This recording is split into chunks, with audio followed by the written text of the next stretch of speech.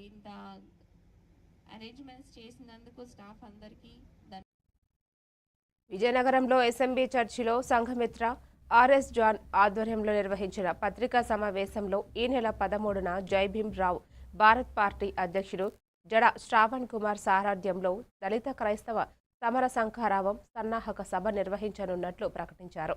ఈ సభకు మాజీ ఎంపీ హర్షకుమార్, అంబేద్కర్ మిషన్ అధ్యక్షుడు పివి సునీల్ కుమార్, జయకుమార్, ఐఏఎస్ తదితరులు హాజరవుతారని తెలిపారు. దళిత క్రైస్తవులతో పాటు అన్ని వర్గాల ప్రజలు పాల్గొని సభను విజయవంతం చేయాలని పిలుపునిచ్చారు. కుట్రను ఎదుర్కోవడానికి మేము సిద్ధంగా ఉన్నాం.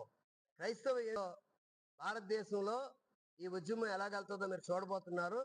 మొన్న 12వ తేదీని విజయనగరంలో ఒక పెద్ద మహాసభ పెట్టాము.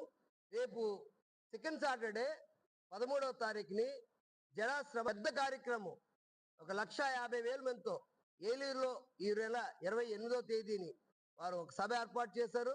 ప్రభుత్వానికి ఈ విషయం తెలియపరచడానికి దాని సన్నాహక సభగా ఈ శనివారం second Saturday Vizianagaram Sims memorial Baptist చర్చ్కి వస్తున్నారు. ఆ రోజు మరి విజయనగరంలో పరు ప్రజలందరూ కూడా ఇది కేవలం దళిత క్రైస్తవుల సమస్య కాదండి. ఇది మరి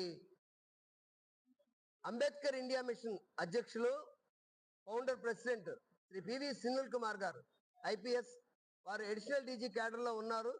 ప్రభుత్వం ఫారెన్ వెళ్ళారు, పర్మిషన్ లేకుండా సస్పెండ్ చేయడం జరిగింది. ఈ రోజు వారి తాలూకా జన్మదినం.